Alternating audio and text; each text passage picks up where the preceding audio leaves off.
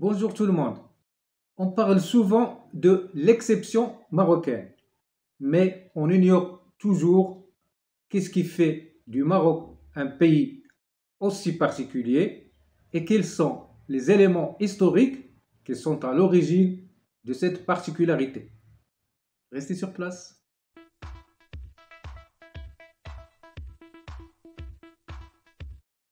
La position géographique et stratégique du Maroc lui a toujours attiré des convoitises à travers l'histoire. Toutes les civilisations qui se sont succédées sur la rive méditerranéenne ont fait du Maroc leur ultime étape pour achever leur expansion.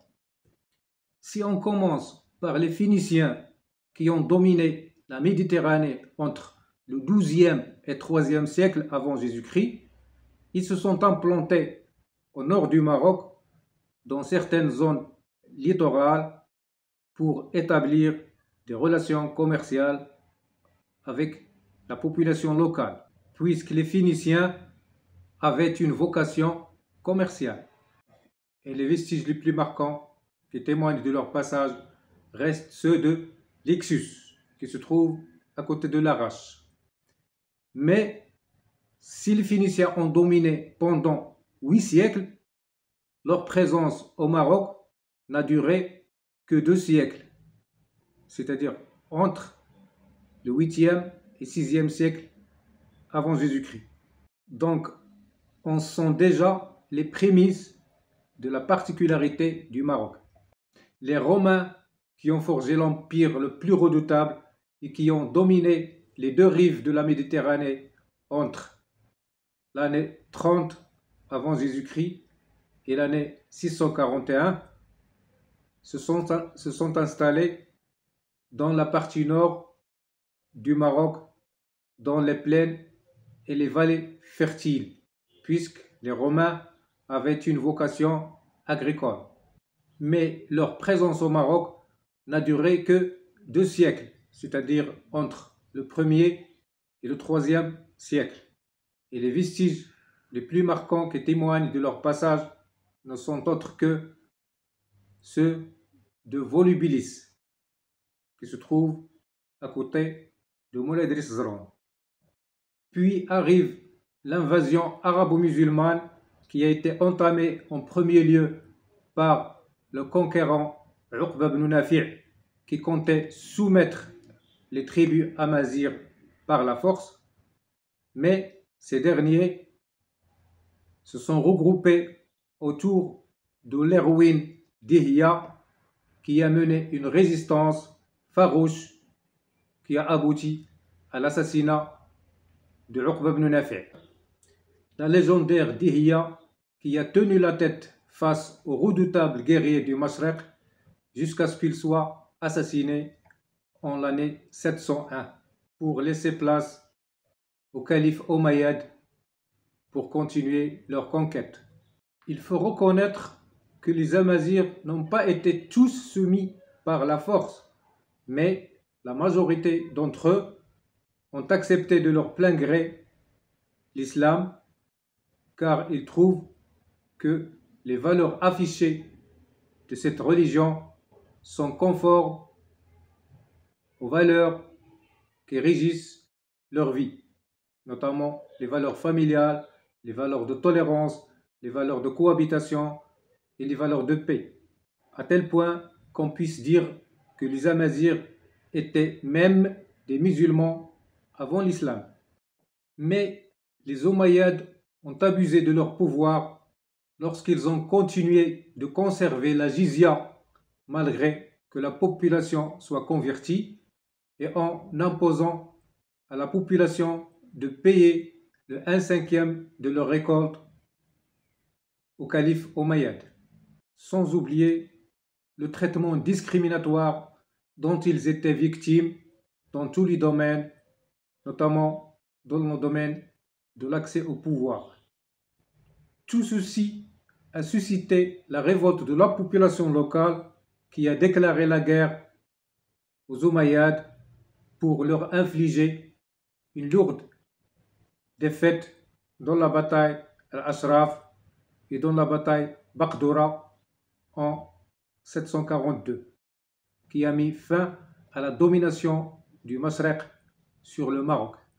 Ces deux batailles, dont on parle malheureusement très peu, constituent l'embryon et le début effectif de ce qu'on appelle aujourd'hui l'exception marocaine, car depuis lors, c'était toujours des royautés locales qui régnaient sur le Maroc, à commencer par les Borwata, les Bni Mdrar et autres, avant l'émergence de la dynastie idrisside en la personne de Moulay Idriss Ier, le descendant du prophète, auquel les Marocains ont prêté allégeance pour unifier le Maroc. À cette dynastie se sont succédés plusieurs autres, en ne citant que les Almoravides, les Almohades, les Wattassides, les Mérinides, les Saadiyin et les Alaouites. Et ce qui caractérise ces dynasties, c'est qu'elles sont toutes émergées de l'intérieur du Maroc et par les Marocains, sans aucune intervention externe. Ces dynasties qui, non seulement ils ont concrétisé l'isolation et l'indépendance du Maroc vis-à-vis de la domination du Masrek, mais ils ont transformé le Maroc d'un simple royaume unifié à un empire. L'empire qui a tenu la tête face aux convoitises les plus redoutables, en ne citant que celle de l'Empire ottoman pendant le siècle dernier, qui a soumis toute la nation arabe, mais elle a échoué face au Maroc. En citant aussi la colonisation franco-espagnole qui n'a duré que 40 ans et qui ne constitue qu'un accident de l'histoire. Tout ceci a procuré au Maroc une personnalité unique en son genre et qui n'a de similaire nulle part ailleurs dans la région. Cette personnalité qui a toujours laissé des empreintes immortelles, que ce soit en Andalousie ou au profond de l'Afrique. Ce qui a donné au Maroc non seulement un rayonnement à l'échelle internationale, mais aussi une expérience remarquable à l'échelle nationale lorsqu'il s'agit de gérer les moments difficiles lorsque celle-ci s'impose. Et on a vu dernièrement comment le Maroc, avec un esprit anticipatif, a réussi à esquiver la tempête du printemps arabe en menant des réformes constitutionnelles qui accordent au chef du gouvernement élu par le peuple plus de pouvoir pour gérer les affaires internes, à la différence de plusieurs pays arabes qui ont payé cher leur immobilisme face aux révolutions populaires et populistes, même s'il s'est avéré que ces révoltes n'étaient pas spontanées, mais leurs ficelles étaient tirées par des forces étrangères, malgré que toutes les conditions étaient favorables à leur déclenchement, comme la propagation de la corruption, le trucage des élections qui font que certains régimes républicains se sont transformés en républiques monarchistes.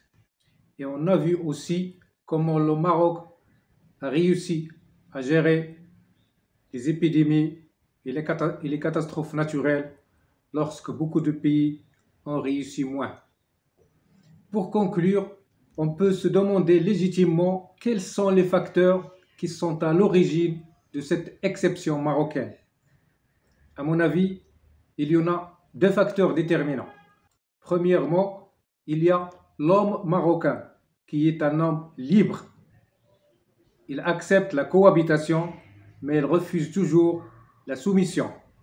Deuxièmement, on ne peut pas oublier le rôle de la chaîne montagneuse de l'Atlas et du Rif, qui était, à travers toute l'histoire, un obstacle difficile à franchir, ce qui fait que le Maroc était toujours le dernier pays à conquérir est le premier à se libérer. Et par conséquent, la personnalité marocaine n'a pas subi trop d'influence externe, car le mixage avec les autres races était marginal. C'est ainsi que s'achève cette vidéo. Si vous avez aimé le contenu, n'hésitez pas toujours à liker, à partager et à commenter. Et pour ceux qui ne se sont pas encore abonnés, c'est le moment de le faire. Et pour plus de vidéos, tapez seulement Viens savoir. À très bientôt.